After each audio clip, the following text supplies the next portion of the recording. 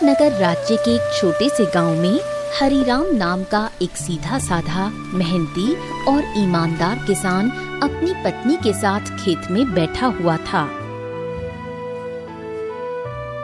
देखना, हमारी फसल इस साल बहुत अच्छी होगी। हाँ, क्योंकि मेरी मेहनत के साथ साथ मेरे खेत की जमीन पर तुम्हारी मेहनत का पसीना भी शामिल है अर्चना। हाँ। नहीं, सारे गांव में केवल तुम ही मेहनती और ईमानदार हो। तुम्हारे पास जमीन तो कम है, लेकिन तुम्हारा दिल बहुत बड़ा है। कुछ देर बाद दोनों पति पत्नी घर चले गए।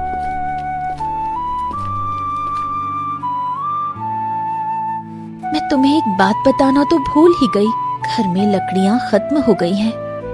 अरे चिंता मत करो, मैं कल सुबह सबसे पहले जंगल में लकड़ियाँ काटने के लिए ही चला जाऊंगा। ठीक है ना, ले आऊंगा। चलो अब।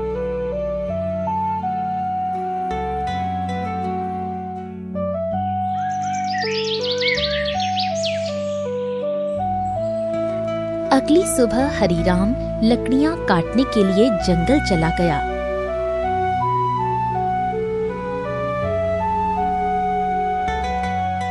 हरिराम एक पेड़ पर कुल्हाड़ी चलाने ही वाला था कि तभी उसने देखा झाड़ियों में एक घायल बंदर करहा रहा था।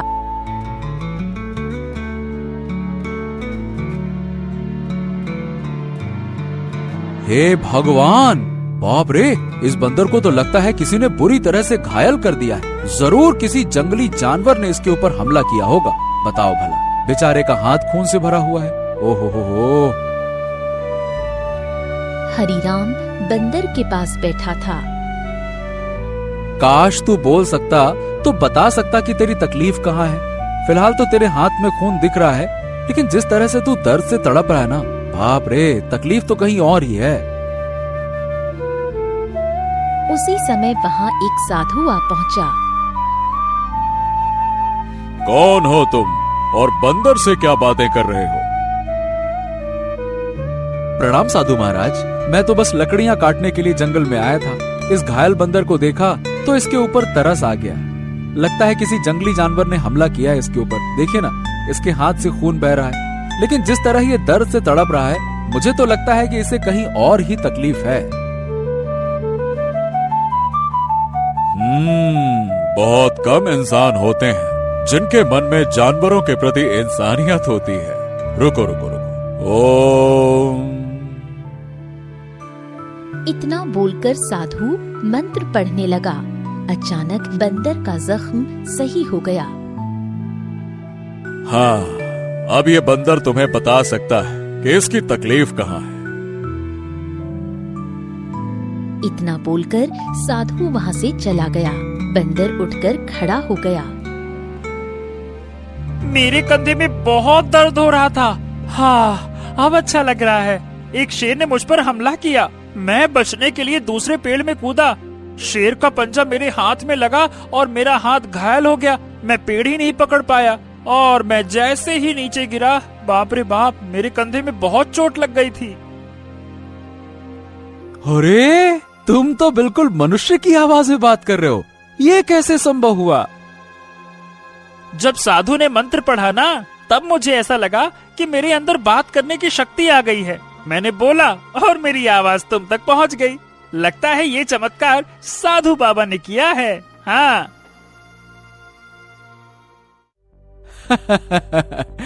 अच्छा ये बताओ, तुम मेरे घर पे चलोगे? ओहो, अब तुमने मेरी जान बचाई है तो अब तो मैं तुम्हारे साथ ही चिपक गया हूँ। मतलब मैं तुम्हारे साथ ही रहूंगा। और क्योंकि मैं इंसानों की तरह बात करने लगा हूँ, तो मैं बंदरों से अब तो अलग हो गया हूँ ना। क्या करूँगा उन बंदरों के साथ रहकर?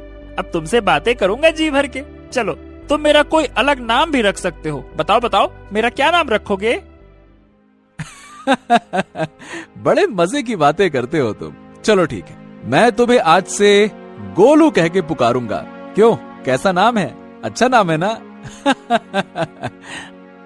हाँ, अच्छा नाम है। चलो चलो चलो चलो, घर चलते हैं।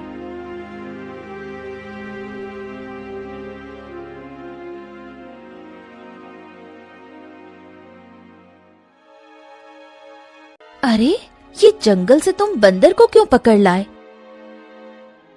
हरिराम पूरी घटना अर्चना को बताने लगा। क्या वास्तव में बंदर बात कर सकता है? अरे तुम स्वयं पूछ लो। क्या नाम है तुम्हारा? मेरा नाम गोलू है। हरिराम ने मेरी जान बचाई है और अब मैं उसका साथी हूँ। साथी क्या, अब तो मैं तुम्हारे परिवार का हिस्सा हूँ। अर्चना आश्चर्य में पड़ गई। समय बीतने लगा। गोलू की मौजूदगी घर में नई जान ले आई थी। धीरे धीरे गोलू अर्चना के काम में हाथ बटाने लगा। गोलू अब हरिराम का सच्चा साथी बन चुका था। एक दिन गोलू हरिराम से बोला, हरिराम, अब मैं भी तुम्हारे साथ खेत में चलूंगा। क्या करूंगा घर में बैठे बैठे, मुझे भी चलना है। अरे गोलू, खेत का काम आसान नहीं होता, बहुत मेहनत लगती है। क्या करोगे तुम वहाँ पे? अरे क्या करूंगा क्या, मैं भी तुम्हारे साथ मेहनत करूंगा। और क्या मुझे कम मेहनती समझा है क्या? बस डर ये है कि गांव वालों ने तुम्हें बोलते हुए देख लिया ना, तो वो न जाने क्या समझेंगे। अरे पर जब मैंने तुमसे पहली बार बात की थी तो क्या तुम डरे थे क्या, बताओ? देखो गोलू, मैं दुनिया को जानता हूँ। हर कोई मेरे जैसा नहीं होता है जो तुम्हें समझ सके। ओहो, मुझे दुनिया से क्या है लेना देना, मुझे तो तुम्हारे संग है रहना। मेरा मतलब ये है कि मुझे बस तुमसे मतलब है, क्योंकि मैं तुम्हारा साथी हूँ। हरिराम मुस्कुराया और अगले दिन गोलू को साथ लेकर खेत चला गया। कुछ ही दिनों में गोलू ने खेती की हर बात सीख ली। अब वो हरिराम का सच्चा मददगार बन गया था।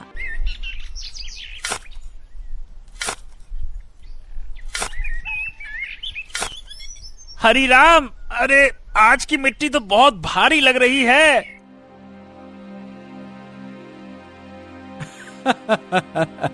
गोलू, अब तो तू पक्का किसान बन गया है।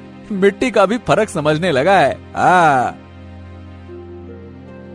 गोलू की बात अब गांव में फैलने लगी थी और ये बात आखिरकार पहुंची जमींदार चौधरी के कानों तक। क्या हरिराम के घर एक बंदर है जो इंसानों की तरह बोलता है? हाँ जमींदार साहब, मैं खुद देख चुका हूँ। अरे मैंने तो उसे बोलते हुए सुना भी है। पहली बार तो मैं डर गया था। अरे भैया, तो फिर उस बंदर को लेकर तमाशा करना चाहिए, उससे तो बड़ी अच्छी कमाई होगी। ये बात आपने बिल्कुल पते की कही जमींदार साहब। जमींदार की हंसी कुछ देर चली, फिर वो गंभीर हो गया। हाँ, इस हरिराम की जमीन पर मेरी नजर बहुत समय से है। बाकी सब तो मेरे कर्जदार बन चुके हैं, पर ये ससुरा हरिराम ये कभी झुका ही नहीं। उसकी जमीन बहुत उपजाऊ है जमींदार, बंजर में भी फसल उग जाती है। अरे इसमें मिट्टी का कोई खेल नहीं है भीमा। उसकी किस्मत और सितारे बुलंद है, पर जिस दिन वो सितारे गिरेंगे ना, उसी दिन ये खेत मेरा होगा और हरिराम मेरे कदमों में होगा, देख लेना तुम।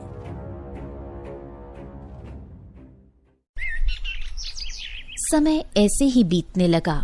एक दिन हरिराम और गोलू जब खेत से घर लौटे तो आंगन में बैठी अर्चना को देखकर दोनों के चेहरे पर चिंता की रेखाएं खिंच गईं। अरे अर्चना, क्या हुआ? ये कैसी खांसी है?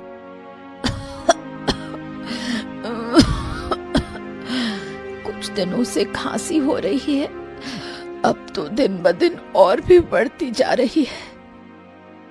हरिराम, इसे नजरअंदाज मत करो, किसी अच्छे वैद्य को तुरंत बुलाना चाहिए। हरिराम ने देर न करते हुए गांव के एक अनुभवी वैद्य को बुला लिया। वैद्य ने अर्चना को ध्यान से देखा। हरिराम, देखो, इन्हें एक विचित्र बीमारी हो गई है। अगर समय पर इलाज न मिला तो ये जानलेवा हो सकती है।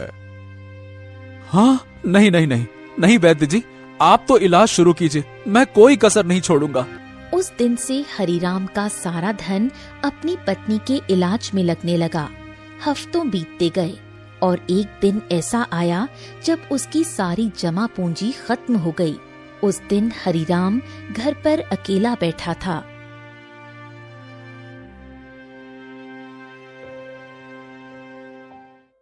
ऐसे उदास मत बैठिए, मैं अपने आप ठीक हो जाऊंगी। ऐसा मत कहो अर्चना, मैं तुम्हें इस हालत में नहीं देख सकता।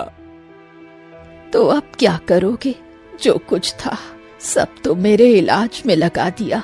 अब तो बीज खरीदने तक के पैसे नहीं बचे। हरिराम सिर झुकाए बैठा था। तभी गोलू तेजी से दौड़ता हुआ आया। हरिराम, हिम्मत मत हारो। तुम्हारे 2 भाई इस गांव में रहते हैं और तुमसे ज्यादा धनी भी हैं। उनसे मदद क्यों नहीं मांगते हो, हैं? हरिराम को ये बात ठीक लगी। उसी शाम वो गोलू को साथ लेकर अपने बड़े भाई केशव के घर गया। ओहो हरिराम, क्यों भाई, आज हमारे घर का रास्ता कैसे भूल गए हैं? भैया, अर्चना की बीमारी के बारे में तो अब गांव में सब जानते हैं। मैंने जो कुछ कमाया सब इलाज में लग गया। अब कुछ धन की जरूरत है भैया। तुम तो जानते हो मेरी फसल इस बार खराब हुई है। अब खुद मुझे उधारी लेना पड़ रहा है तो मैं तुम्हें कहां से दूं? हरिराम कुछ नहीं बोला, सिर झुकाकर बाहर निकल आया। अरे वो झूठ बोल रहा था हरिराम, मैंने उसके चेहरे को देखा है, वो देना ही नहीं चाहता था। हाँ जानता हूँ रे गोलू, पर चलो एक और भाई है, उनसे मिलते हैं, चलो। अब दोनों बिरजू के घर पहुँचे। ओ हरिराम, आज भाई की याद कैसे आ गई? भैया मेरी पत्नी अर्चना बहुत बीमार है, थोड़ा सा धन चाहिए इलाज के लिए। क्या? अरे बंटवारे में वैसे भी तुझे ज्यादा जमीन मिल गई थी, उसे बेच नहीं देता? मेरे पास धन का पेड़ लगा है क्या जो मांगने चला आया? झूठ मत बोलो भैया, सच तो यह है कि तुमने और केशव भैया ने मेरे हिस्से की जमीन भी दबा ली थी। मुझे 6 बीघा जमीन मिलनी थी, बस 2 बीघा मिली है, 2 बीघा। अरे निकल जा यहाँ से, अगर कर्ज लेना है तो जमींदार के पास जा, मुंह उठा के चले आते, भाग यहाँ से। कैसे भाई है तुम्हारे हरिराम, एक भी मदद को तैयार ही नहीं है। हाँ, इस दुनिया में इंसान ऐसे ही होते हैं, मतलबी, अपना पराया कुछ नहीं देखते। तो अब क्या करोगे? क्या जमींदार के पास जाओगे? हाँ, मजबूरी है गोलू, मैं नहीं जाना चाहता था, इसीलिए तुम्हारे कहने पे भाइयों के पास गया। अब तुम ही बताओ, मेरे पास और क्या रास्ता बचा है, बताओ।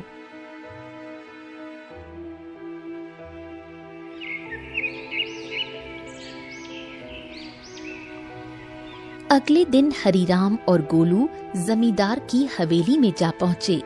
उम्मीद उसे कम थी, मगर अपनी पत्नी की खातिर उसने खुद को झुका दिया था। मैं जानता था हरिराम, एक न एक दिन तू चलकर मेरी हवेली में जरूर आएगा भैया। आपने बिल्कुल सही कहा था मालिक, जब तक इसकी किस्मत चमक रही थी तब तक बहुत अकड़ में चलता था। अब देखो कैसा मुरझाया सा खड़ा है। ए जमींदार, तुम्हें किसी की हालत का मजाक उड़ाने का हक नहीं है। लोग तुम्हारा सम्मान करते हैं, तुम्हें भी दूसरों का सम्मान करना चाहिए, समझे? ए बदरवा, बकवास बंद कर। तू इंसानों की तरह बोलता है, इसका मतलब ये नहीं है कि तू इंसान बन गया है, समझा? हाँ भैया हरिराम, बताओ क्यों आए हो? क्या बताएं, आपको तो सब पता है, मेरी पत्नी बीमार है, सारा धन इलाज में चला गया, कुछ धन की आवश्यकता है। अच्छा, धन चाहिए तो भैया मेरी शर्तें सुन लो। ब्याज 50% और बदले में कुछ गिरवी रखना होगा। हाँ, मेरे पास कुछ बचा है क्या जो गिरवी रखूं? जो सोने के आभूषण थे वो भी इलाज में बिक चुके हैं। अरे है ना, क्यों नहीं है? तेरे पास 2 बीघा जमीन है, भैया उसे गिरवी रखो, वक्त पर कर्ज चुकाएगा तो जमीन तेरी वरना मेरी, सीधा हिसाब। बोलो भैया। हरीराम सोच में पड़ गया। उसे अपनी पत्नी का जीवन बचाना था, मगर कीमत बहुत बड़ी थी। अरे ये तो सरासर अन्याय है। तुम किसी की मजबूरी का फायदा उठा रहे हो। ऐसे तो हरीराम कभी कर्ज ही नहीं चुका पाएगा। ए हरीराम, पहले तो तू इस अपने पालतू बोलने वाले बंदर को ले जा यहाँ से, नहीं तो मेरा मन बदल गया तो हो गया तेरा काम। जब से आया है पटार पटार पटार पटार। चुप कर। हरीराम चलो मेरे साथ, ये कर्ज मत लो, चलो। गोलू, मेरे पास अब और कोई चारा नहीं है। अरे तुम बस चलो तो, मैं तुम्हारी मदद करूंगा ना। हाँ चलो मेरे साथ। हरीराम गोलू के साथ चला गया। हवेली के भीतर जमींदार और भीमा गुस्से से खौल रहे थे। ए मालिक, हरीराम तो हाथ से निकल गया। अरे चिंता मत कर बेटा, मजबूरी उसे फिर लौट आएगी। कितना दूर जाएगा वो। हरीराम गोलू के साथ घर पर आ पहुंचा और गोलू तुरंत वहां से चला गया। शाम तक गोलू लौटकर नहीं आया। हरीराम और अर्चना की चिंता बढ़ने लगी। गोलू अब तक क्यों नहीं आया? कहीं जमींदार ने उसे कुछ कर तो नहीं दिया? अरे पता नहीं कहाँ गया। मेरा मन भी बड़ा बेचैन है। रात बीत गई। सुबह सूरज की किरणों के साथ ही गोलू वहां पहुंचा। अरे गोलू, तू कहाँ था? हमें लगा कहीं तुझे कुछ हो तो नहीं गया। अरे मैं जंगल गया था उन साधु महाराज को ढूंढने जिनसे मुझे बोलने की शक्ति मिली थी। उन्हें मैंने सारी बात बताई और उन्होंने दया करके ये जड़ी बूटी दी है। उन्होंने कहा है कि इससे बड़ी बीमारी ठीक हो सकती है। हाँ। गोलू ने वो जड़ी बूटी अर्चना को दे दी। कुछ देर बाद अर्चना की आंखों में चमक लौट आई। मुझे बिल्कुल स्वस्थ महसूस हो रहा है, जैसे मैं कभी बीमार ही नहीं थी। हाँ। अर्चना, तुम्हारी खांसी भी ठीक हो गई। और गोलू, तू तो हमारे लिए देवता बन गया। अगर तू नहीं होता तो मैं जमींदार से कर्ज लेकर अपनी खेती भी खो बैठता। हाँ, अब मेरी पत्नी तो ठीक है, लेकिन खेत में बीज डालने के पैसे तक नहीं बचे। मैं जानता था कि अर्चना के ठीक होने के बाद तुम्हें बीज की जरूरत पड़ेगी, इसीलिए मैं साधु महाराज से बीज भी लेकर आया हूँ। हाँ, ये देखो। क्या बीज? हाँ, उन्होंने ये चमत्कारी बीज दिए हैं। अब देखो, अगर तुम इन्हें अपने खेत में बो दोगे तो ऐसी फसल उगेगी जो पूरे राज्य में किसी ने नहीं उगाई होगी, और सबसे पहले तुम्हारी फसल ही तैयार होगी। हाँ, मजा आ गया ना? इतनी जल्दी? हाँ, लेकिन एक शर्त भी दी है साधु महाराज ने। जब तुम्हारा समय अच्छा हो जाए तब तुम उन लोगों की मदद करना जो जमींदार के कर्ज में दबे हुए हैं। अरे मित्र गोलू, गोलू गोलू गोलू, तू मेरा सच्चा साथी निकला। हम दोनों मिलकर अच्छे से खेत में फसल बोएंगे। चल मेरे भाई।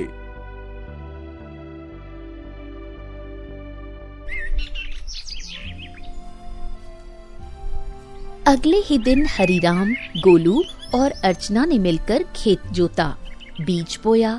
कुछ ही दिनों में हरीराम के खेत में ऐसी फसल लहराई जैसे किसी ने पहले कभी नहीं देखी थी। गांव वाले चकित रह गए। अरे देखो रे देखो, हरीराम के खेत में तो जैसे सोने जैसी फसल लहरा रही है। हाँ, हमारी फसल तो अभी जामी भी नहीं है और इसकी तो फसल भी तैयार हो गई। और उसकी बीवी अर्चना, जो कि महीनों बीमार रही, अब रोज खेत में काम करती है। भैया, ये तो कोई चमत्कार ही लगता है।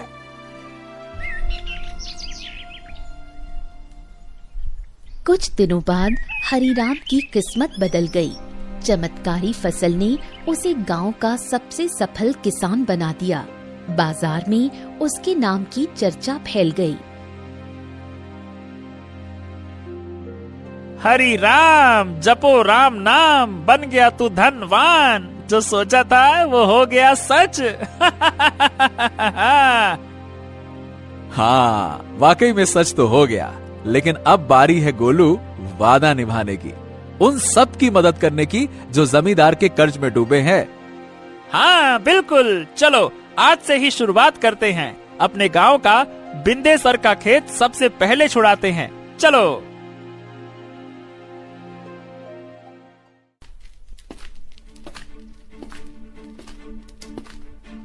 हरिराम और गोलू ने अपना मुनाफा इकट्ठा किया और एक एक कर गांव वालों का कर्ज चुकाने लगे। बिंदेसर, भोलू, रज्जो सभी ने अपनी जमीन वापस पा ली। हरि राम भैया, आज आपने हमें नया जीवन दे दिया। सही बताओ, बिल्कुल, बहुत बहुत धन्यवाद। गांव में खुशी लौटने लगी, लेकिन जमींदार के चेहरे पर उदासी छा गई। ये सब देखकर जमींदार गुस्से से अपने साथी भीमा से बोला, हाँ, ए भीमा, तू देख रहा है ना कि क्या हो रहा है? हाँ मालिक, हरि राम ने सबके कर्जे चुकाने शुरू कर दिए हैं। अगर यही चलता रहा तो एक दिन तो मेरी जमींदारी ही खत्म हो जाएगी और मेरा दबदबा भी खत्म हो जाएगा। आप तो आदेश दीजिए मालिक की करना क्या है। अब बहुत हो गया भीमा, अगर ये हरिराम ऐसे ही सबकी जमीन छुड़वाता रहा तो मेरा क्या बचेगा? मेरा दबदबा, मेरी हवेली है? अरे मालिक, आप तो बस आदेश कीजिए, कल ही उसका काम तमाम कर दूंगा। सब खेत में काम करते हैं, वही खत्म कर दूंगा। कहिए। खून जमीन पर गिरे ऐसा मारना साले को, ताकि सबके दिल में डर उतर जाए। जा, हरिराम को मिटा दे, जा।